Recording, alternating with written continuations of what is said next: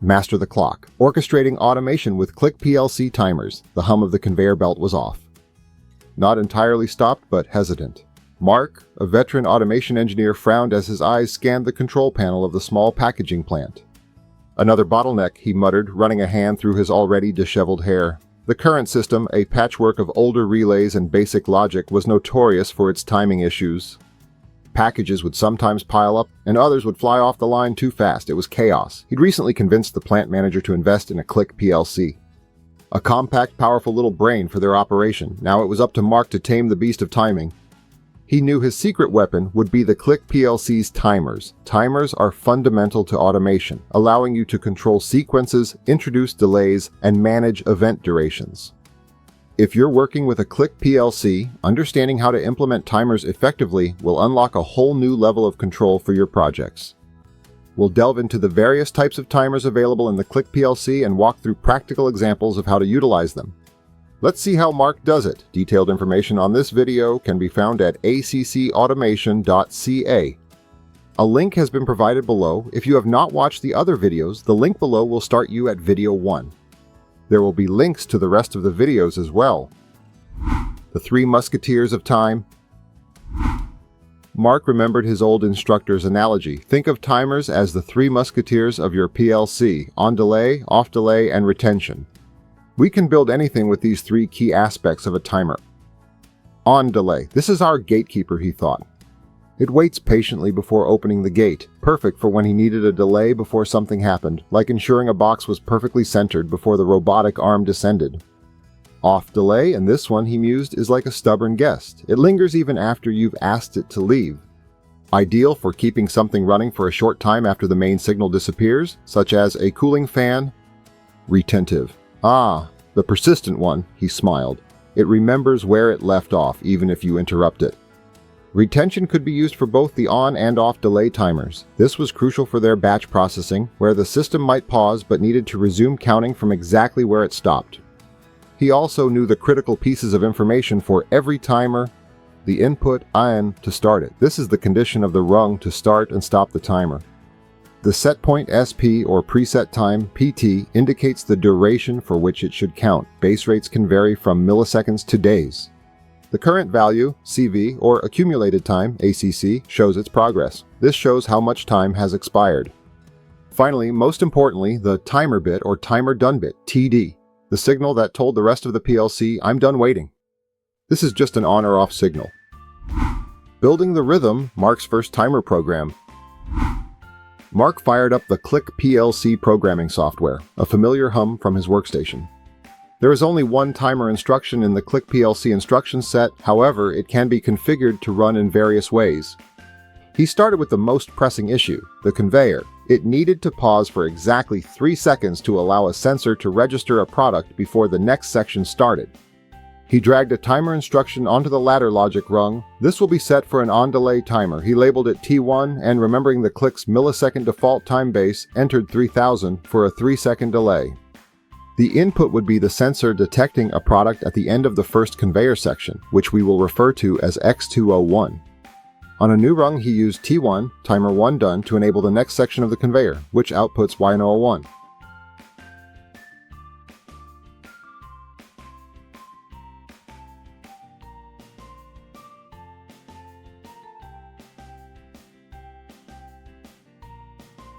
He uploaded the program. The conveyor ran, X201 detected a product, and for a smooth 3 seconds, the next section held. Then Click 101 engaged, and the product moves on. No more pileups. A small victory, but a significant one.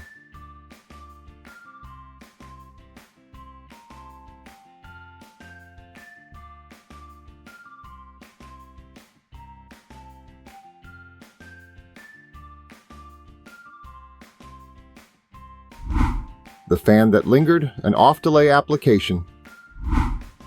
Next, the cooling fan for a heat sealing machine. It needed to run for 10 seconds after the machine itself turned off to dissipate residual heat.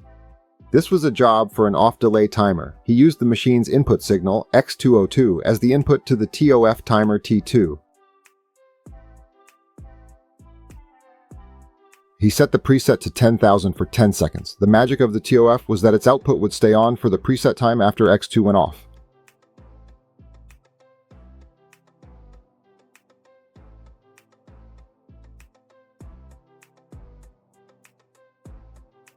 He connected this directly to the fan Y102. He tested it.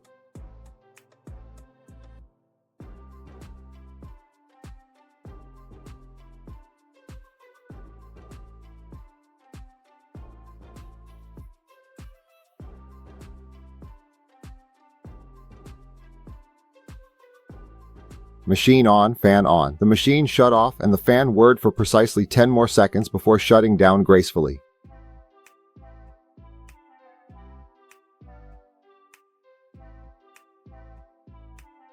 Perfect.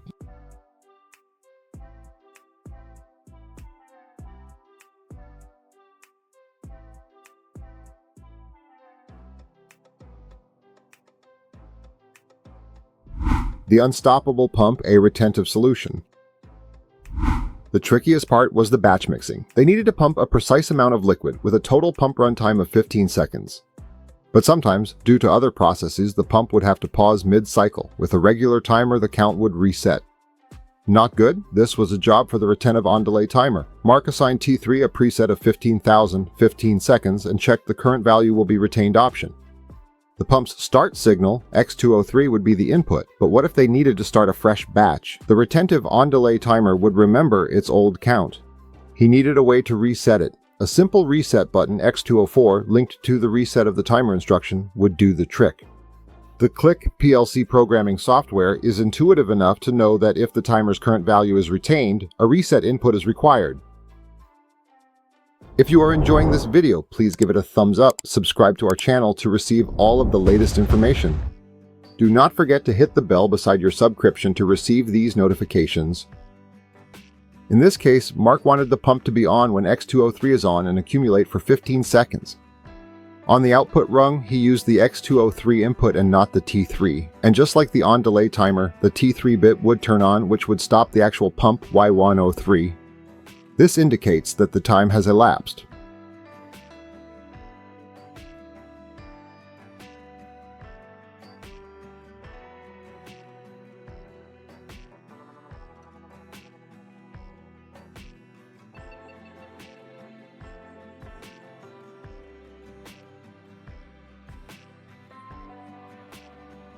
He simulated it. The pump started,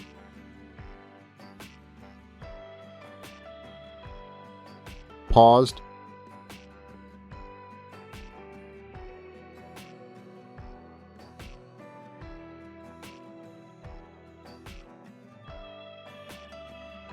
and then resumed its operation. Finally, after exactly 15 seconds of cumulative runtime, Y103 activated, indicating that the batch was complete.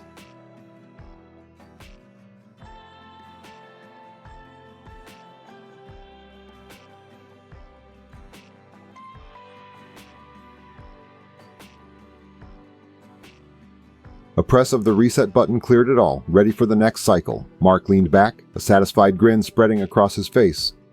The once erratic production line now moved with a new rhythm, orchestrated by the precise timing of the Click PLC. The plant manager walked by, noticing the smooth operation. He gave Mark a nod and a thumbs up. Mark thought about timers for longer or more complex sequences. We can just cascade timers. The timer done bit can trigger another timer. Cascade timers are something to think about for the future. It's about mastering the clock, Mark thought, watching the perfectly spaced packages move down the line. With the Click PLC and its versatile timers, he hadn't just fixed a problem, he'd brought harmony to the entire process. Are there any timing challenges in your automation projects that require special attention? Do you have any specific timer applications you're working on? Please share them in the comments below. Learn more about how to design, build, and program your own Click PLC system with confidence by clicking here. Click here to see how you can learn PLC programming using the Machine Simulator by Retentive. This will provide machine scenes that you can program